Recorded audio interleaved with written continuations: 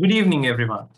Science fiction not only develops our creative minds, but also broadens the scope of scientific research and discoveries. A very warm welcome to all of you who are gathered here today to commemorate science with Intellectus 21, organized by the Science Association of Royal College and the Association of Science and Technology of St. Thomas's College, Mount Lavinia. I am Gevit Pitizogamagi, And I'm Madam Dushan. and we will be hosting today's proceedings. And to start off today's proceedings, I now cordially invite the President of the Association of Science and Technology of St. Thomas College, Mount Lavinia, David Dialvis Seneviratna, deliver the welcome address. Over to you, David. Good evening. Dear Warden Sir, Sub-Warden Sir, Principal of Royal College, Vice Principals, Teachers, famous science fiction writer Mr. Nalaka Gunawardene, Prefects, participants and my fellow Thomians and Royalists. It is my utmost pleasure to address the welcome speech for this event as the President of the Association of Science and Technology of St. Thomas's College, Mount Lavinia. Intellectus 21 is an online science-based fiction writing and video competition organized by the Royal College Science Association and the Association of Science and Technology of St. Thomas's College, Mount Lavinia. The main purpose of this event was to create a virtual platform to showcase science fiction writing capabilities and the video creating abilities of the Sri Lankan youth. On behalf of the organizing committee, I would like to congratulate all the participants of this event on an incredible job in submitting excellent short story fictions regardless of the outcome. And without further ado, let us get on with today's program. Thank you, David.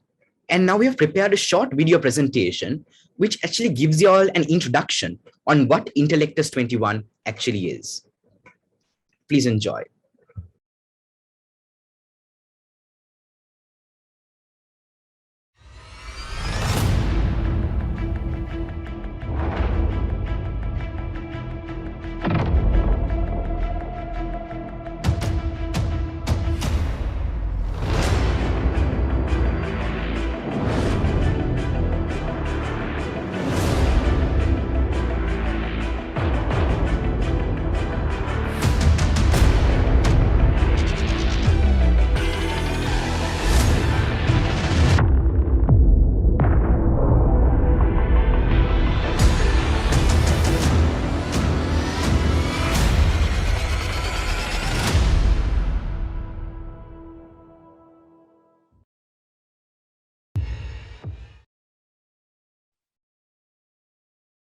Thank you. It is now my honor to introduce you to one of the senior science writers in the country, Mr. Nalaka Gunawardene. Having been a journalist during his early years, Mr. Gunawardene has worked with many English newspapers and magazines and has also freelanced on local radio and TV. He is also a development communication specialist and a digital media analyst with over 25 years of professional experience in both Sri Lanka and Asia. Hence, without any further ado, I would now like to invite Mr. Nalaka Gunawardene to address the gathering.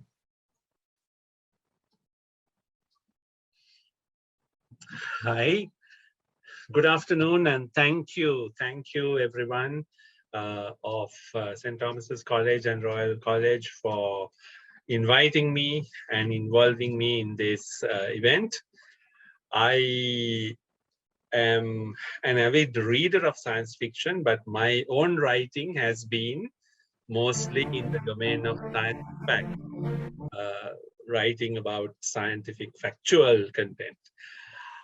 So I thought today I will take a few minutes, around 30 minutes, to take a quick look at science fiction in today's context, and especially Sri Lankan context.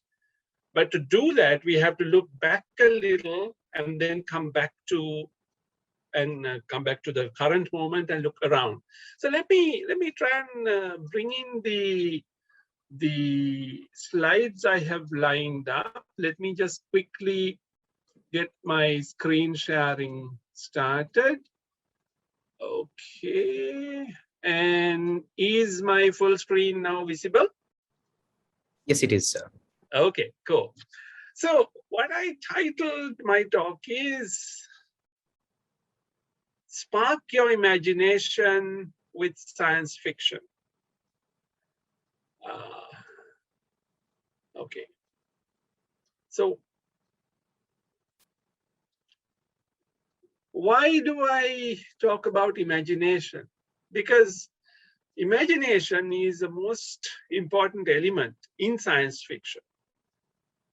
Imagination has been described in many ways, a passport to a better future. I would say it's actually a key to a better today. And Einstein, no less a person than Einstein, said imagination is more important than knowledge. You might have heard that before. Now, this is the 20th century's most accomplished scientists, physicists saying that imagination matters, imagination is more important than knowledge. So even people like Einstein, who pursued knowledge, the frontiers of knowledge, were very much, they were inspired and they imagined things before they actually discovered. So imagination is something that all of us have. We are born with it. And what science fiction does is to nurture it and shape it into a more potent quality inside our minds.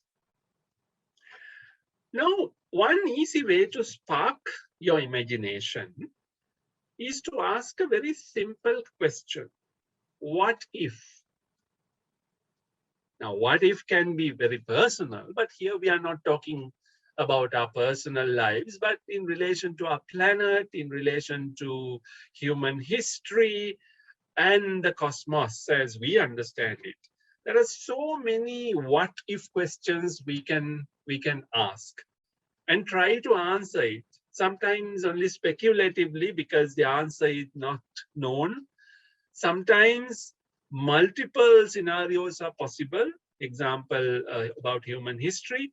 But let me take one or two just to give you an idea, because at the base of all science fiction is this question: what if something happens this way, or what if we do something in that manner? Now here is a question that many have been asking throughout our history, human history. What if we are alone in the universe? Now the question has been asked in different ways. Are we alone in the universe, or are there living beings, intelligent living beings like us elsewhere in the universe? The scientific answer is, to this date, we do not have any evidence about any life, let alone intelligent life, outside our planet Earth. Now, of course, we've been exploring only for about a century or less than a century, from Earth-based instruments and then also from planetary probes that have by now gone to all the other planets in the solar system. There doesn't seem to be any life in our solar system, but our solar system is one of billions of possible solar systems. So, as Arthur C. Clarke said in answer to this question, two possibilities exist. Either we are alone in the universe or we are not. Both are equally terrifying. End of quote. Now think about that. It is to this simple but profound question, what if we are alone in the universe? Now, supposing we are, then that much more responsibility falls on us to cherish and protect life on Earth because nowhere else is life found in this universe. But that's unlikely. The chances are that the life conditions for life are available elsewhere, and therefore life is likely to have arisen elsewhere. We have yet to discover evidence of it. Take something completely different and from someone completely different, Woody Allen. Now, some years ago, he said, what if nothing exists and we are all in somebody's dream? What if we are all in somebody's dream? Or are we a simulation? Some gigantic simulation of our entire world as we know it?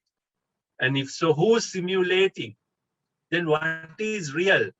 So these are questions where we can endlessly speculate and entertain ourselves. There are books, movies, television series about these possibilities, and I'm sure you're familiar with some of them. So when knowledge and imagination come together, we get science fiction. I'm not going to define science fiction because all of you would be familiar with that because you participated in this competition. So you take an interest in this area. But there is one clarification I want to share with you. There is science fiction and then there is fantasy. They are related, but they're not the same. So how are they different? Now, if you look at this Venn diagram, on the left side, we have the key qualities of science fiction listed. So science fiction explores what is possible. It stays within the laws of nature, laws of physics. There is a firm basis in reality. And it's relatively new. I mean, it's only in the last couple of centuries this has flourished as a genre in literature. Now, fantasy. Fantasy explores what is impossible. And it very easily and very often strays away from the laws of nature. They don't have to stay within laws of nature or physics. It's very much rooted in imagination, as indeed is science fiction. And perhaps fantasy is as old as human civilization itself. Humans have been imagining all sorts of fantastic possibilities for thousands of years. So if you want to know more, I have given a link there about science fiction and fantasy, how the two are different. Now, so Arthur C. Clarke, one of the great science fiction figures of the 20th century, was very much a writer of science fiction, but he attempted a demarcation between science fiction and fantasy. And this is what he said. He said science fiction is something that could happen, but usually you wouldn't want it. I'll come back to that a bit later. On the other hand, fantasy is something that couldn't happen, though often you wish it would. So things like Star Wars or Harry Potter, all that falls into the fantasy category. Science fiction is a lot more rooted in the limits of the possible and the laws of physics. In fact, another giant of science fiction, Ray Bradbury, the American writer, said science fiction is the art of the possible. And as soon as you have an idea that changes some small part of the world, you are writing science fiction. It is always the art of the possible, never the impossible. So, you know, top people in this field have clearly told us where science fiction demarcations are. Let's just keep that in mind. And it's a lot harder, in fact, to write science fiction. I'm sure writing fantasy is also not easy, but at least we can take more creative liberties with fantasy. Now, in science fantasy, as I said, anything goes as long as we tell an interesting story. In science fiction, we have to make sure it's a good story, but also say it using established or plausible science. What about the thematic diversity of science fiction? Now, some people think that it's all to do with spaceships and aliens and the future. Yes and no. There is, excuse me, there is much more to science fiction in terms of themes and topics and elements. Just to list a few, there are science fiction stories about utopias where everything is perfect and dystopias where things go horribly wrong. These are scenarios. Then time travel, traveling to the future or to the past. Then traveling and at this point in time, but at different scales. So going macro to the wider universe or going micro to the subatomic levels. Interesting possibilities arise in both directions. Then alternate histories, sometimes called counterfactual history, which is to speculate the known events of human history. What if things happen differently? And I have written, actually, if you search for alternate histories for Sri Lanka, I have written articles about it both in English and Sinhala, speculating about post-independence Sri Lanka, how certain events and incidents and factors could have gone differently and how very different today's Sri Lanka might be. It's an interesting pastime. It touches on politics, economics, and really stretches our imagination. So it's all playing with this basic premise of what if. Very quickly, because I don't want to go into the history too much, but where did formalized science fiction begin? At least in the European tradition, because in the East, in Asia, in ancient China, in ancient Bharat or India, there have been storytelling stories that are today, we might call them also certain kinds of science fiction or fantasy at least. But in a structured literary sense, science fiction emerged around 200 years ago in Europe, and there is an Englishman, there's a Frenchman actually, Jules Verne, and an Englishman, H.G. Wells, who are considered the pioneers or the fathers of science fiction in English. Now, similar pioneers have been recognized in Russian, in German, and in other cultural traditions. Now, the science fiction of Jules Verne was far-ranging, and he anticipated and built stories around many different technologies that actually were invented decades after he wrote about it. So he was, in a detailed manner, he was among the first to describe things like flying machines, submarines, taking trips to the moon in spacecraft, ocean exploration, exploring the polar regions, and a lot more. Anything one man can imagine, he said, other men can make real. So in a way, he was describing in the 19th century a future that soon began to actually be developed, invented, and built.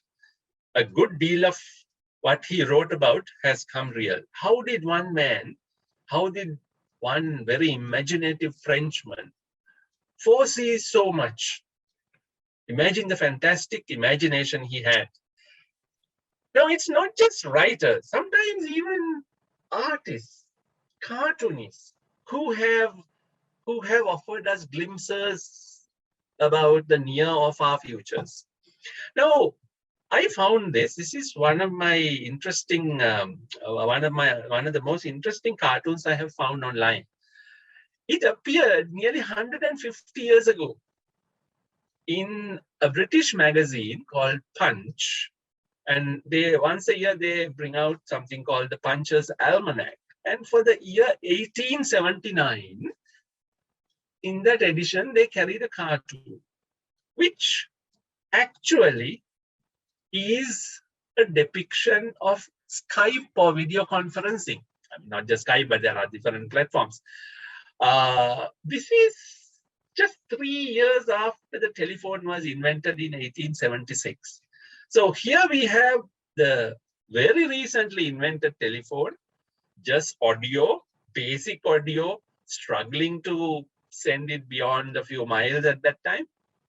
And here is one guy who's talking about international picture and sound video conferencing.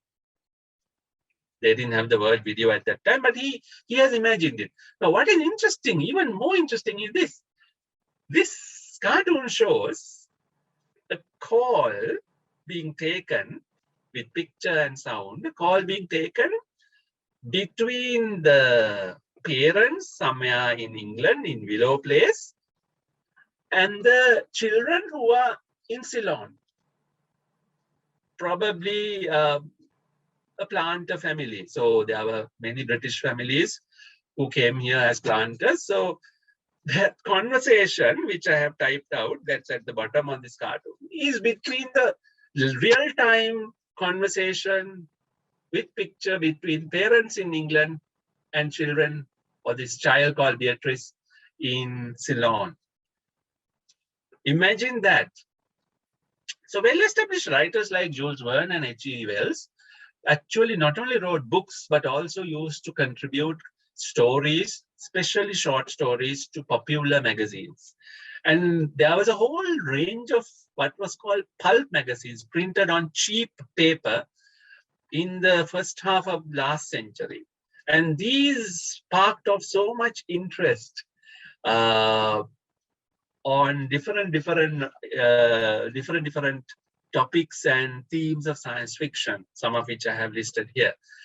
These covers were very vividly illustrated, and in the 1920s, 30s, 40s, these were very cheap, and they sparked the imagination of many young people at that time who went on to become engineers, scientists, astronauts, and indeed a few science writers and science fiction writers themselves.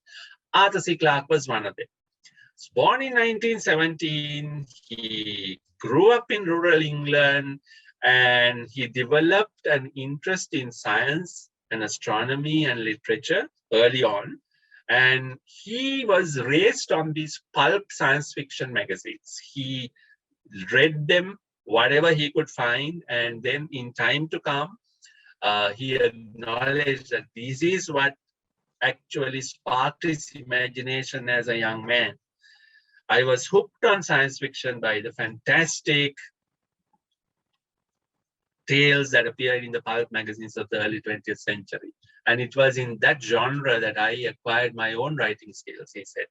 So he used to publish initially short stories in these different pulp magazines. So they have now gone extinct, but they are a historical archival interest because they served to spark the imagination of so many thousands in the first half of last century.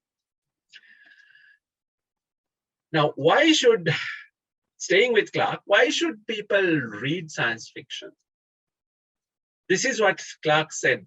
One of the biggest roles of science fiction is to prepare people to accept the future without pain and to encourage a flexibility of mind.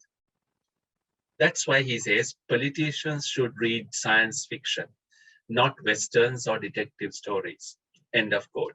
So science fiction, in his definition or in his words, prepares us to face the future that is unfolding, that helps us to master events that happen and evolve very quickly.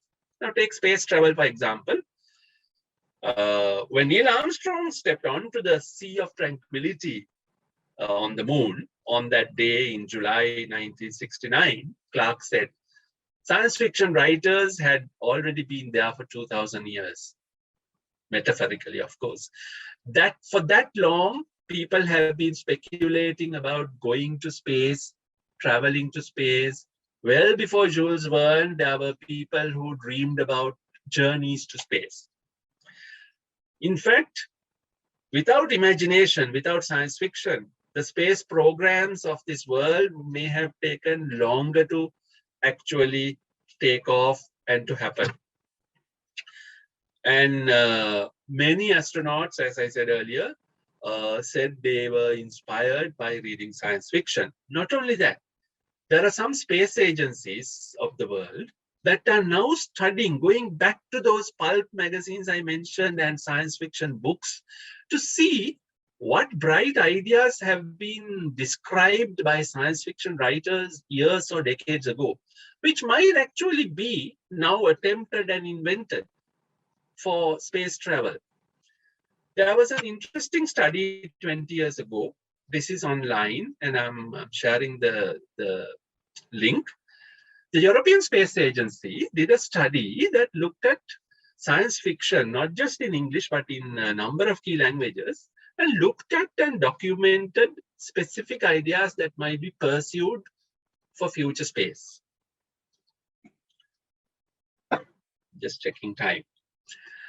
So this book has sections or chapters on all these different headings. And the British Interplanetary Society, which is the world's oldest, the first and the oldest citizen group promoting and advocating space exploration, has as their slogan, from imagination to reality. I had the opportunity to visit the headquarters in 2010. This was taken at the entrance to the BIS headquarters in London. Come back to that earlier question I asked. Excuse me. Does science fiction predict the future? Well, it certainly explores many future scenarios, but as Clark has said in one place, science fiction seldom attempts to predict the future. More often than not, it tries to prevent the future.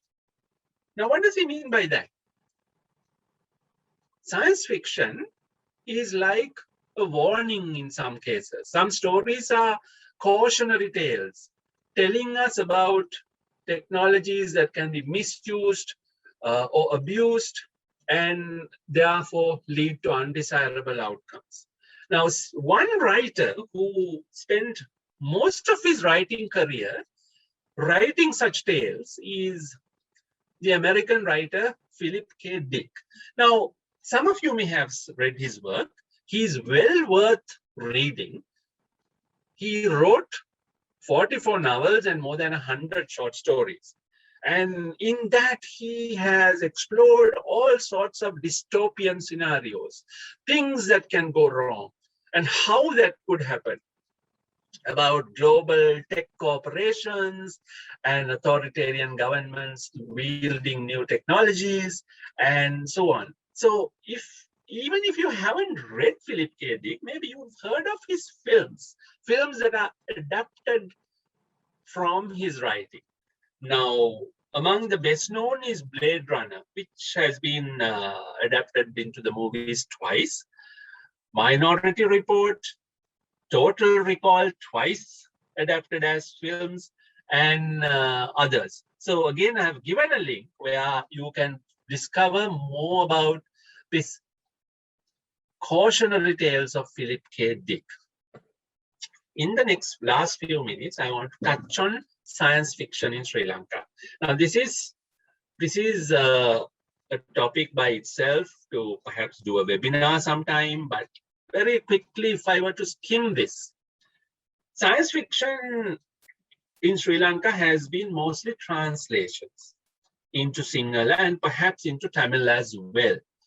Original writing of science fiction has been few and far between, partly because it's a very limited market in Sri Lanka, and the readership for science fiction is very, very small, no matter in what language.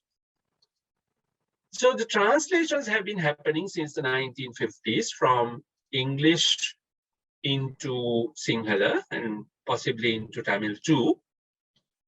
And mainly British, French, and Russian science fiction works have been introduced to our local readers. But there is a lot more that's not yet translated from Indian, Chinese, and other European traditions besides French. What is very interesting is there is, since around 2010, there is a new wave of young Sri Lankans writing original science fiction in English, and they are publishing for a global readership, which the internet today enables. And they are commercially published, some of them. Let me very quickly introduce a few of them to you. And this includes short stories, novels, and even a graphic novel or two here and there. First, let me just acknowledge the most prolific translator of science fiction from English to Sinhala, Mr. S.M. Bandusila. Now, in a recent interview a couple of years ago, he was asked, why is there not much writing or reading of science fiction in Sri Lanka? And his answer was that, well, he says we don't promote scientific thinking in our day-to-day activities. Therefore, we are not used to thinking scientifically and using science in our life. And that is why we as a country are not interested in science fiction. End of quote. This is his analysis of why there is very limited interest in science fiction in Sri Lanka. Be that as it may, we do have this new wave, and the leading star among them, and the guy that you should invite and get him to talk about his own work, is Yudhanjaya Vijayarathne. He's not yet 30. He is already a widely recognized science fiction author, and he has novels, short stories published and by commercial publishers, and he was even nominated to the world's leading science fiction award, the Nebula Award, in 2018. And he is experimenting, for example, writing stories, collaborating with the artificial intelligence software program. Yudhanjaya, when he was just 26, he won a 4-book deal from HarperCollins, which is one of the leading international publishers. Now, it's very, very uncommon, very unusual for a Sri Lankan author in English to get such a book deal. And Yudhanjaya, because of his brilliance and imagination, managed to actually get that book contract. And these are his first 3 novels. And he says, I quote, "We write English fiction in a country where barely anyone reads Sri Lankan authors, let alone sci-fi. Our markets and our readerships are scattered throughout the world." That's what Yudhanjaya says. And he writes like Philip K. Dick about technology, its users and potential misusers, cautionary tales, and so on. I'm not going to preempt anything. Please discover Yudhanjaya. The next writer is Vajra Chandrasekhar, another very interesting, capable writer. He's published over 50 short stories in various science fiction magazines overseas, internationally. One of his works was nominated for an award in the science fiction world, and he's a blogger, and also he writes interesting socio-political commentary. Just a few weeks ago, he also got a book deal. His first novel will be out, The Saint of Bright Doors, and he again has now been contracted to write 3 novels by another international publisher. Naveen Veeraratne he describes himself as a miniature painter living in Sri Lanka. When he's not writing science fiction, he's playing tabletop RPGs, brushing on his science reading, and stalking Neil deGrasse Tyson. Again, an interesting young writer who's published books. There's another book that is not here. So he's again part of that new wave. In Sinhala, there are also some writers writing original science fiction or fantasy. Damit Nipunajit is one whose book cover I could locate. I haven't read him, but I intend to soon. There is also a magazine for Sri Lankan science fiction and fantasy enthusiasts called Lexicon. Now, I don't know whether this publishes regularly, but it has been linked to Comic-Con, which brings together some of this creative community. Because of COVID, it has not been possible to hold it, I think, this year, but Comic-Con has been a rallying point or gathering place for those who are interested in these kind of creative pursuits. So, Lexicon, look at that link and you'll find more about it. Finally, if you read in Sinhala, there is something out today. The Sinhala Science Weekly Vidusara, it is marking its 34th anniversary this week, and it has dedicated its cover story to science fiction literature in Sri Lanka. And so it looks at who's been writing, translating science fiction in Sri Lanka, including the State Literary Award winning science fiction works in Sri Lanka over the past few years. So Vidusara will be in newsstands from today. If you like to pick it up, well, that's your chance. My last slide is about studying science fiction and studying imagination. There is the legacy of Arthur C. Clarke now continuing at the US university called the University of California, San Diego, which set up a few years ago a Center for Study of Human Imagination. Look at their website. They bring scientists and science fiction writers together for discussions and explorations jointly about this wonderful quality called imagination, how to spark it, how to nurture it, and how to benefit from it. So that's all I have time to say today. So thank you everyone for listening. Thank you for inviting me, and congratulations to the winners who will be announced shortly. And keep up your imagination and speculate and always ask, what if? Thank you.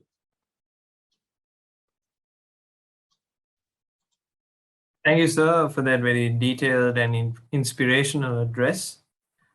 Now the time has come to recognize the winners of Intellectus 21. To start off, let us first recognize the winners of the Sinhala medium section of the competition. Third place goes to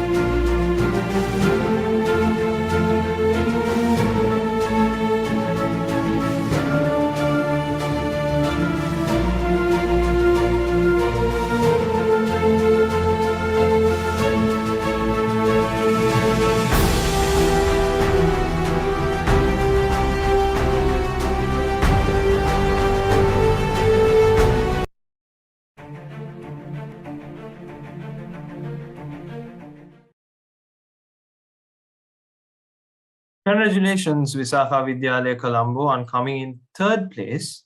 And we will now be presenting the video she prepared for the final phase of the competition.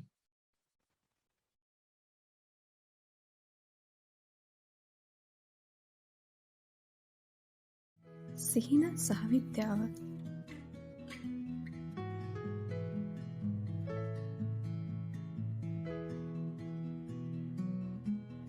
අනාදිමත් කාලයක සිට මිනිසා සිහින පිළිබඳ විශේෂ කුතුහලයක් දැක්වුවා.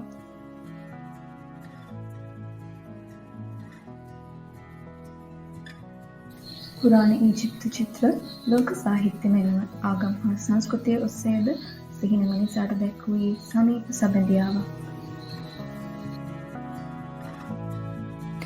Sigmund Freud වැනි විද්‍යාඥයන් සිහින හා මොළය පිළිබඳ ගැඹුරින් අධ්‍යයනය කර විවිධ උපකල්පන හා න්‍යායන් ඉදිරිපත් කර තිබෙනවා.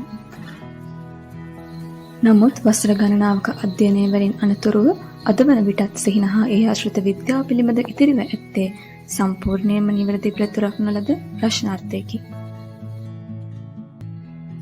නින්ද සහ සිහින එකිනෙක බැඳුණු ක්‍රියාවලි ද්විත්වයක් ලෙස සලකනු ලබයි. නින්ද ප්‍රධාන වශයෙන් අවධි කිහිපයකට බෙදා දැක්වීමට හැකියි. මේ අතරින් REM හෙවත් Rapid Eye Movement අවස්ථාව සිහින පෙනීම සම්බන්ධයෙන් වඩාත් ප්‍රචලිත වී ඇත. මෙම අවධියේදී මානව මොළයේ ක්‍රියාකාරීත්වය අප අවදියෙන් සිටින විට මොළයේ දක්වන ක්‍රියාකාරීත්වයට බෙහෙවින් සමානයි. REM අවධියේදී පමණක් නොව අනෙක් අවධිවලදීද සිහින ඇතිවිය හැකි බවට විද්‍යාඥයන් මත පළ කරනවා.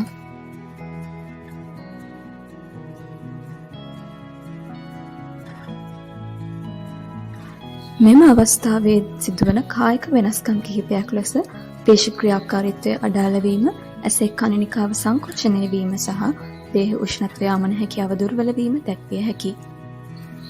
REM දී අප දකින සිහින ක්‍රියාවට නැංවීම මගින් අපට සිදුවිය හැකි අනතුරු වලින් ආරක්ෂා වීම ඉහළ දක්වන ලද වෙනස්කම් වල වාසියකි.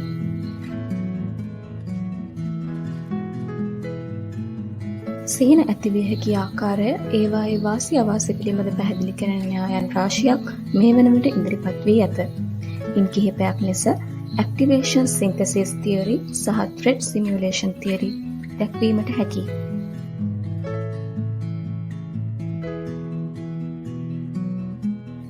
activation simulation theory මොළ වෘත්තයේ සෛල සමූහයක් මගින් සිහින සක්‍රියව ජනනය වන බවත්, පූර්ව මොළය මගින් ඒවා අක්‍රියව සංශ්ලේෂණය වන බවත් මෙම න්‍යායයෙන් පැහැදිලි කෙරේ. REM ඇතිවීමට වැරෝලි සේතුව හේතු වෙයි. ඉන් උදාහරණ ඇසිටයිල් කෝලින් පූර්ව මොළයට ගමන් කර සිහින බල ඇති අපැහැදිලි රූප ජනනය කිරීමට දායක වෙයි. සිහින පිළිබඳ තවත් වැදගත් න්‍යායක් ලෙස threat simulation theory හඳුන්වා දීමට හැකියි. සිහින යනු පැරණි මතකයන් හරහා ක්‍රියාත්මක වන ජීව විද්‍යාත්මක ආරක්ෂණ යාන්ත්‍රණයක් බව මෙම න්‍යායෙන් පැහැදිලි කරයි.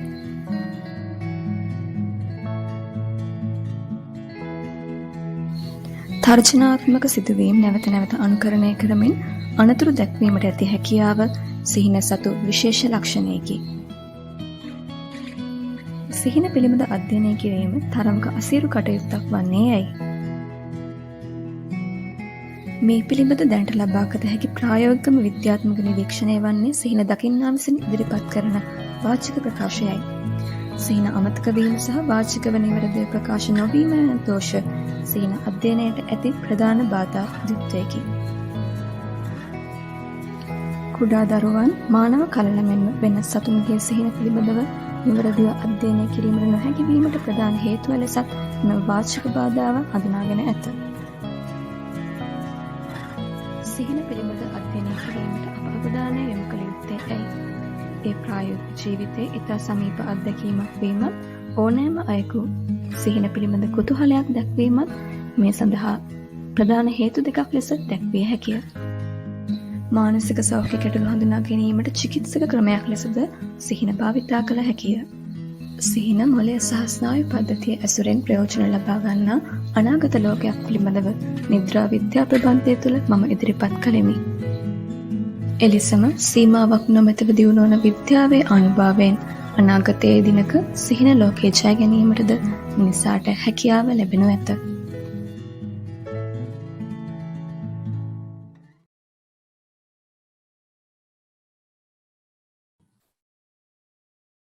Thank you. Second place goes to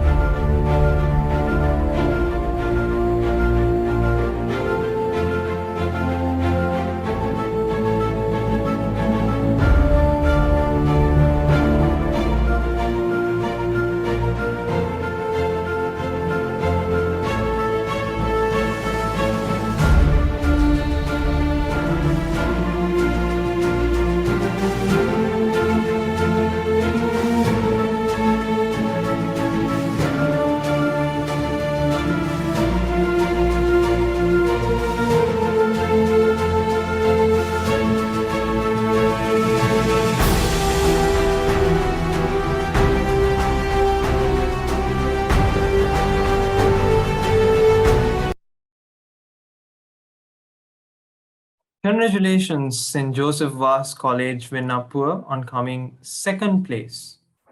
And we will now be presenting the video he prepared for the final phase of the competition.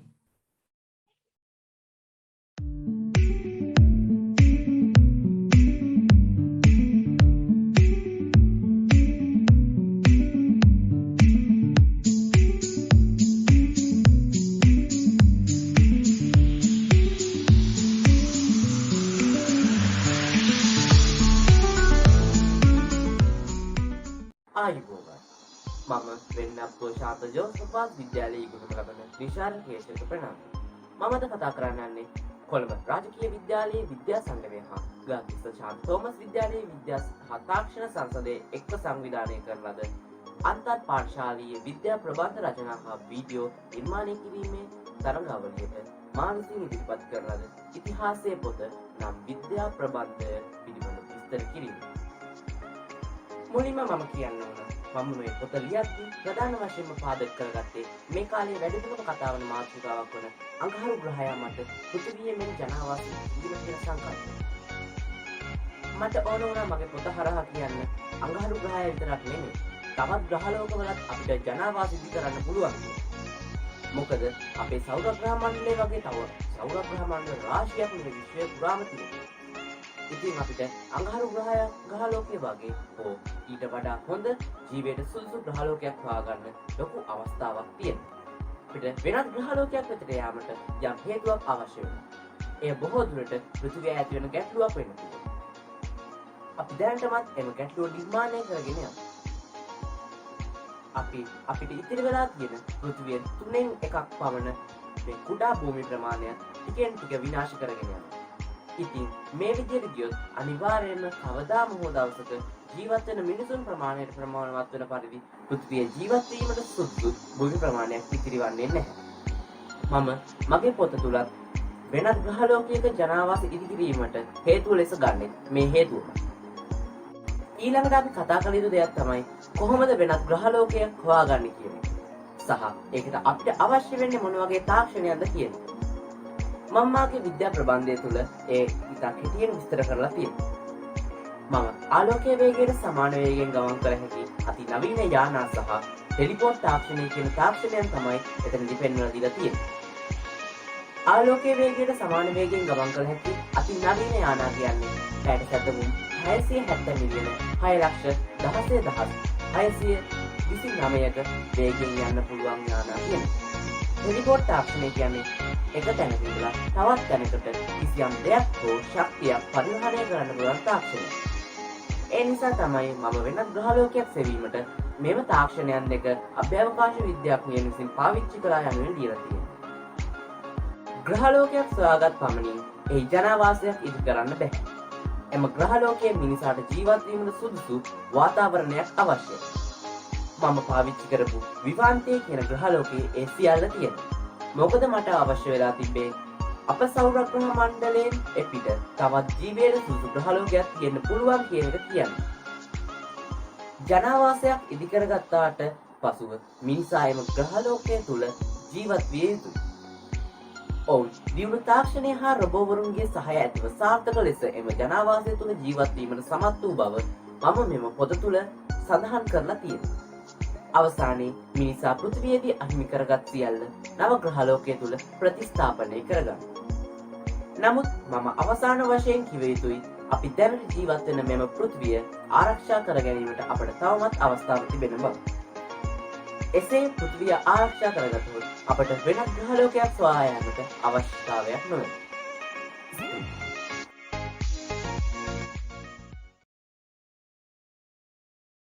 Thank you. And first place goes to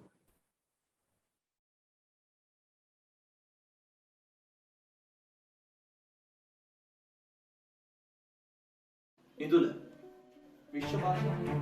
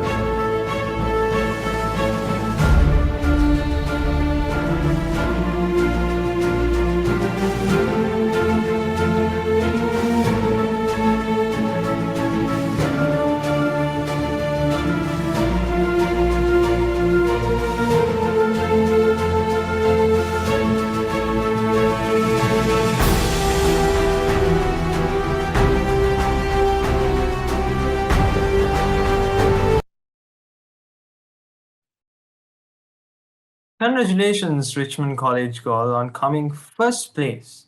And we will now be presenting the video he prepared for the final phase of the competition.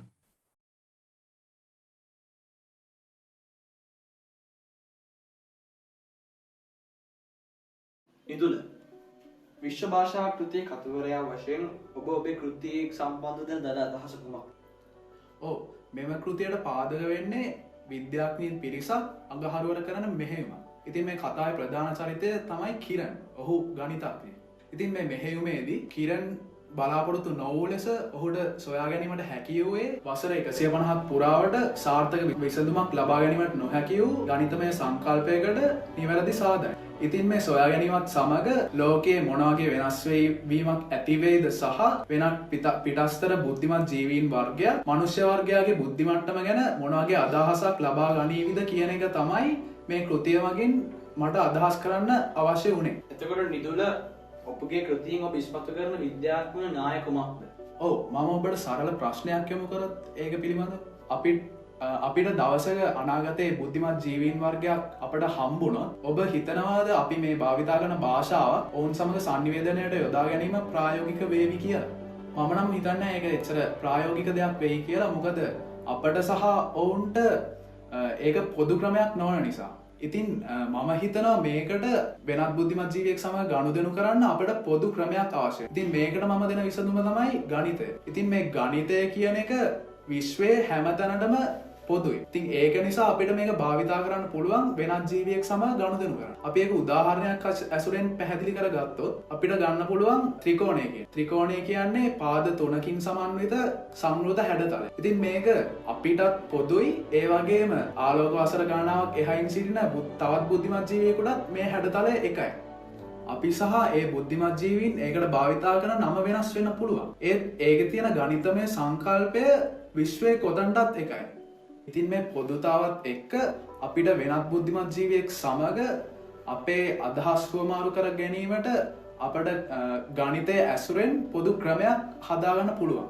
ඉතින් ඒ අනුව ගණිතය කියන එක විශ්වය යාකන්න මෙවලමක් වශයෙන් අපට හඳුනාගන්න පුළුවන්. ඉතින් මේක තමයි මගේ කෘතිය ඇසුරෙන් මම පිළිබිඹු කරන්න අදහස් කරගත්ත න්‍යාය. ඔබගේ ඒ කෘතියේ එන ගණිත සංකල්පය අපට පැහැදිලි කරන්න පුළුවන්ද? ඔව්. ඇත්තට මේ ගණිත සංකල්පය කියන්නේ මම යොදාගත්ත ගණිත සමීකරණයක්. මේක ගැන පැහැදිලි කරොත් ඇත්තටම ඒ රීමන්ගේ උපකල්පනය. රීමන් කියන්නේ ජර්මනියේ විසූ ගණිතක්. ඉතින් ඔහුගේ උපකල්පනය වුණේ මේ කියන ඔහුගේ ශ්‍රිතයට ශූන්‍ය වන අගයන් පවතින්නේ එස්හි අගය ඍණ වන ඉරට්ටේ සංඛ්‍යාවලට සහ තාත්වික කොටසයාගේ භාගයක් වූ සංකීර්ණ සංඛ්‍යාවලට. ඉතින් මේ උපකල්පනය නිවැරදි වුණොත් අපිට ප්‍රථමක සංඛ්‍යා පිළිබඳව විශාල සොයා ගැනීම් රාශියක් සිදු කරන්න පුළුවන්. ඉතින් ඔහුට මේකට සාර්ථක සාධනයක් දීමට ඇත්තටම හැකියාවක් ලැබෙන්නේ නැහැ. ඔහු මේකට උපකල්පනයක් විතරයි දුන්නේ. නමුත් දැන් මේ කතා වෙන කිරන්ට සොයා ගැනීමට හැකි වෙන්නේ සාවද්‍යයි කියලා කරපු සාධනයක්. නමුත් ලෝකේ බොහෝ ගණිතමය සංකල්ප මේ උපකල්පනය සත්‍යයි කියලා නිගමනය කරමින් බිහිවෙච්ච ඒවා. ඉතින් මේ උපකල්පනය අසත්‍යයි කියලා ඔප්පුවීම තුළින් ලෝකයේ ගණිතයේ විශාල පෙරලියක් ඇති වෙන්න පුළුවන්. ඉතින් ඒ අනුව අපිට පැහැදිලි වෙනවා මේ ගණිතය කියන එක ලෝකයේ සහ මුළු විශ්වයේම කොච්චර පෙරලියක් ඇති කරන්න පුළුවන් සංකල්පයක්ද කියලා. ඒ අනුව අපිට හිතා ගන්න පුළුවන් මේ ගණිතය කියන එක විශ්වීය භාෂාවක් වශයෙන් කොච්චර වැදගත් වෙනවද කියන එක. ඉතින් මේක තමයි මට ඇත්තටම මේ කතාව තුළින් ලිමිබු කරන්න අවශ්‍ය වුණේ. ස්තුතියි. Thank you. Before we move on to the English medium round, I would like to congratulate all the three winners, or the top three winners of the Sinhala medium section of the competition.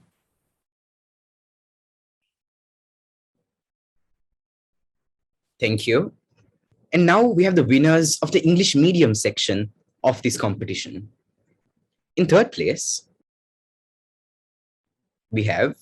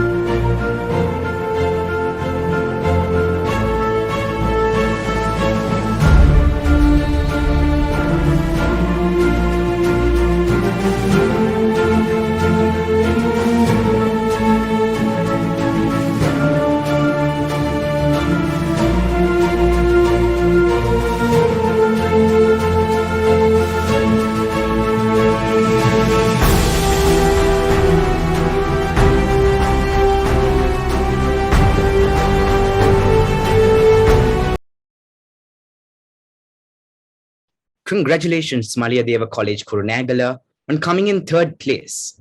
And this is the video he prepared for the final phase.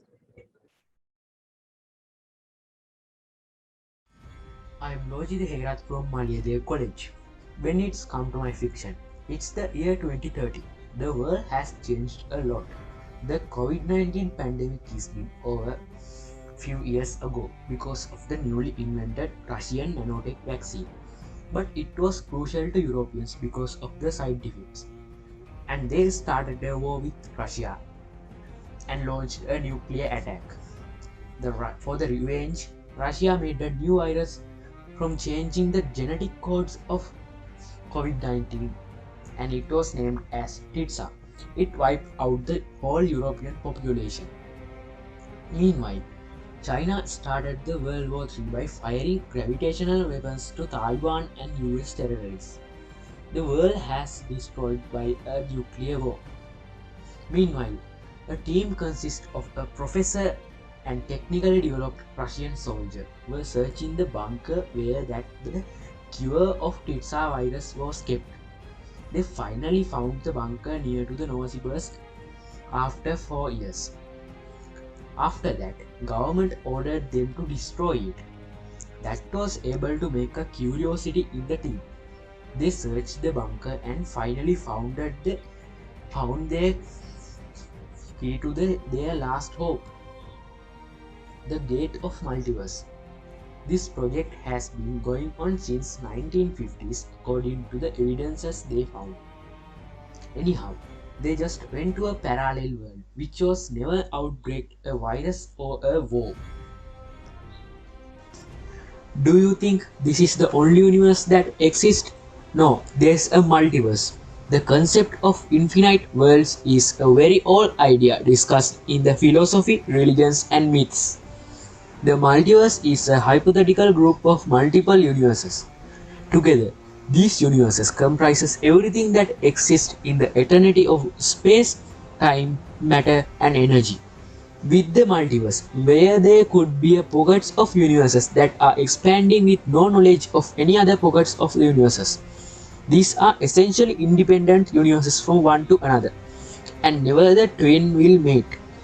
Imagine your ship at the sea and you look to the horizon, and that's your whole universe there to the horizon. There's another ship that has its own horizon, and these ships don't even see each other. You'll only see each other if somehow your two horizons can overlap, and we don't know how to do that in our universe because there are none causal. You'd have to find some way to tunnel from one to another universe. And these Soviets were able to do that by breaking the prism of the multiverse. If we normally talk about science fiction, many of people think it is about time traveling or a space sci-fi. I mean interstellars and aliens. But there are just few categories of the science fiction. That is why I specifically focused on multiverse. In the multiverse, there could be a world without laws of physics. There could be a world without life. There could be an universe where we can create stars, but we can't make heavy elements. So the multiverse is endless of possibilities. There could be the best world and the worst world. I wanted to show something more to the people if we talk about science fiction. That is why I specifically focused on this.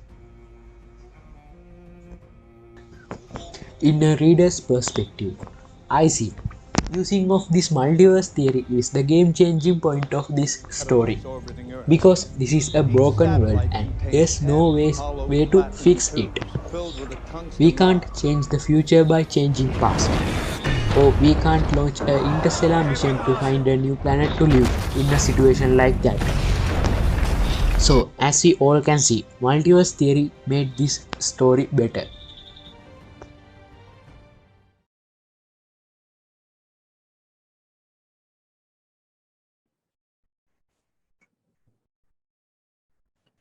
And in second place, we have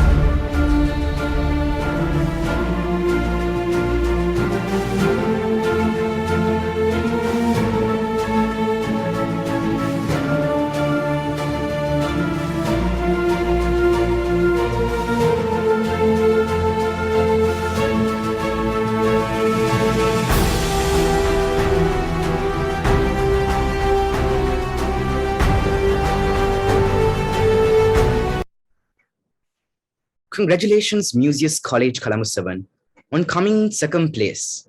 And this is the video she prepared for the final phase.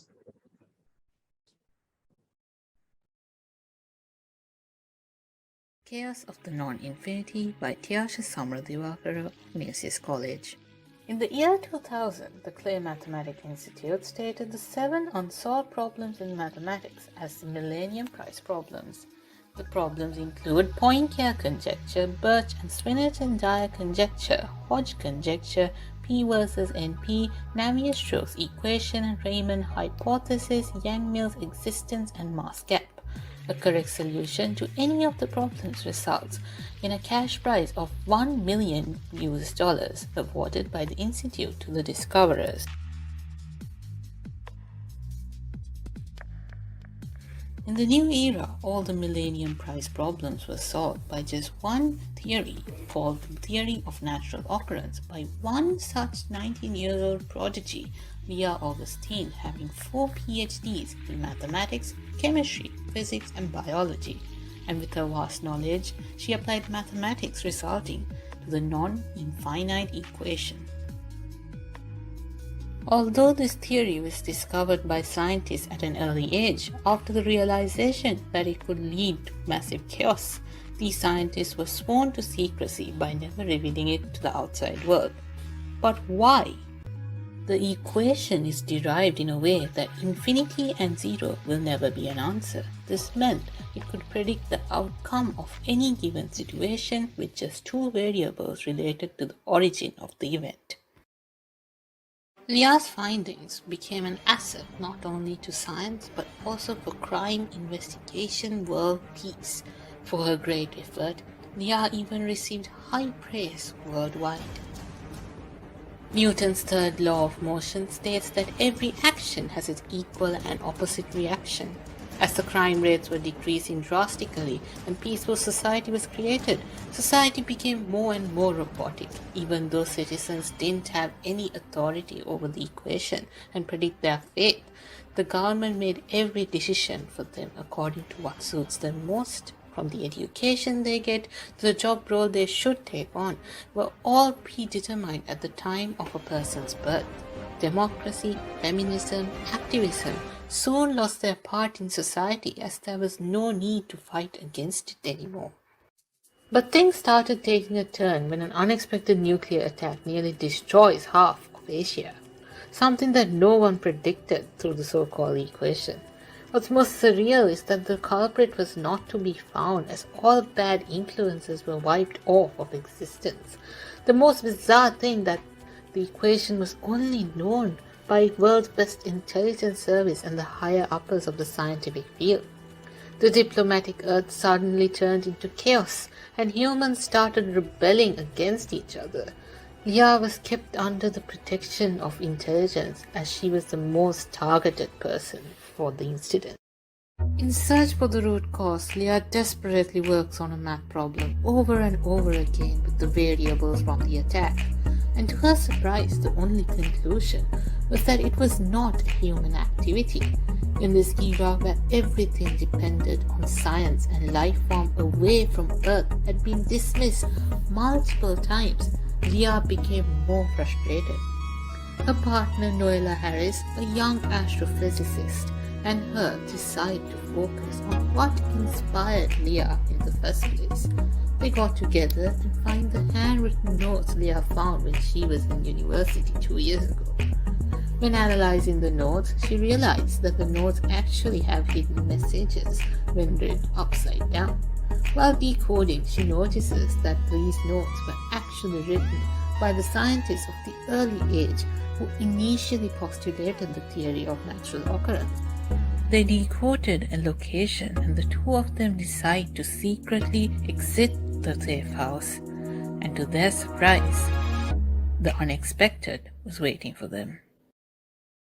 For decades, the scientists have actually been monitoring activities on Earth while being hidden from the outside world. But seeing that mankind is slowly losing humanity, the scientists masquerade the attack on Asia.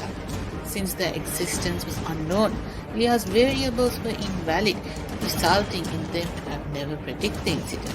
Shocked by the fact, Leah is asked to join the team of scientists to come up with a theory that could disprove this, leading to only have infinity as an outcome.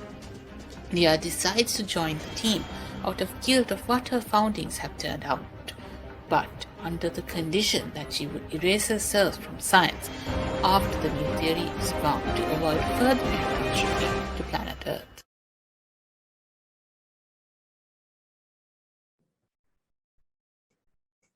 And coming in first place, The winner is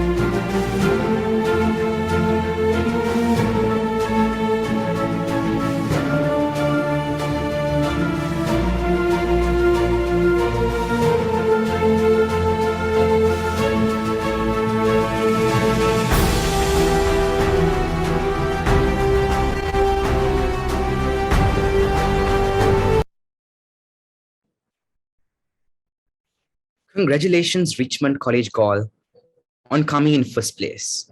And this is the video he prepared for the final phase.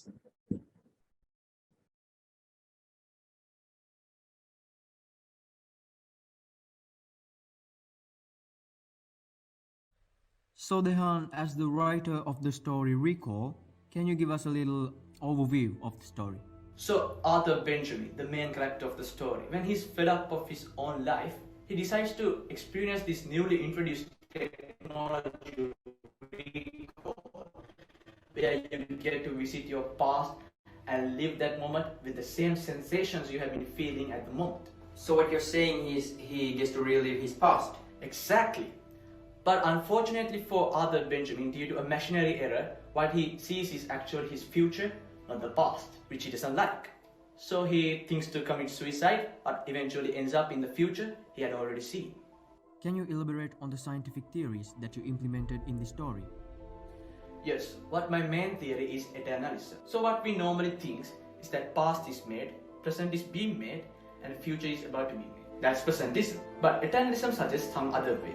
It suggests that all three of them exist at the same moment simultaneously. So there is your past self in the past, your present self in the present, and your future self. So every decision you are making right now had been already taken by your future self. So if that is your future, then you can't change your future. You got my point, right? And that's where the predestination paradox comes into the play. Just imagine your friend dies in a car accident, and then you, in the future, time travels to save him by a car, and that's your car which your friend got crashed into and dies and died. So where is the freedom of choice in that? There's nothing like that. We all live in a fixed timeline where we can't change our future. We can't change our past. So Dehan, why did you base your story on this particular theory? Well, the first point is that I like this. And secondly, I see this technology as an advantage for disabled people. So just imagine you are going to war and you became disabled. So your future is probably unpleasant for you than your past. So to have a peaceful mindset, you memorize your past lovely moments, and that's what you normally do. So instead of memorizing them, what if you get a chance to go back to your memory, and live that moment, live that specific moment.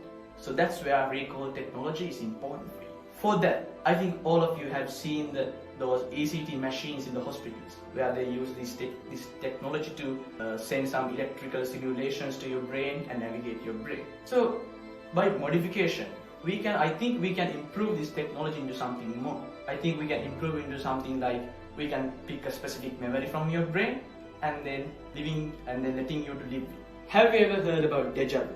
So deja vu is that feeling you get that this particular moment had happened before. So some scientists say that this is because of eternalism. So that your future self had already spent this moment, and with somehow connection between your future self and your present self is having this deja vu.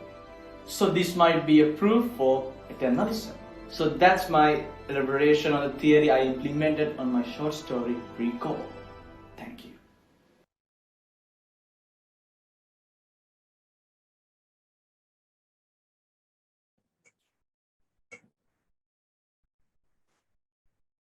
Thank you.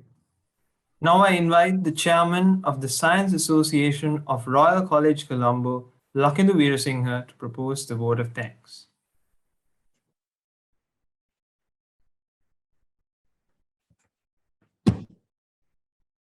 Good evening. In conclusion of the Intellectus 21 Royal Thomaian Collaboration Project, Scientific Fiction Writing and Video Competition, as the chairman of the Royal College Science Association, it is my utmost pleasure to express my gratitude to all who have contributed in many ways to make this event a great success. First of all, I wish to express my sincere gratitude to Mr. Nalaka Gunawardene for your useful and for your supportive lecture for all the island-wide invited participants. It was a very useful and a very attractive session, especially regarding this field. So I once again give my heartfelt thanks to Mr. Nalaka Gunawardene. Thank you, sir. And also, I would like to give our grateful thanks to our dear principal sir, to dear warden sir, and to all vice principals, senior master in charge of clubs and societies, senior games master, and all teacher in charges from both science associations, and all teachers and all prefects for their guidance and for their continuous support for this project. Next, I would like to give my grateful thanks to our project committee to organizing this wonderful session to a wonderful reality. So I am ending my vote of thanks by thanking to all royalists and all Thomaians and all island-wide invited participants who always kept trust on us and joined this session today. You all have given us the strength and support and courage to do these kinds of projects in future and as well as in the present. So thank you all and have a great day.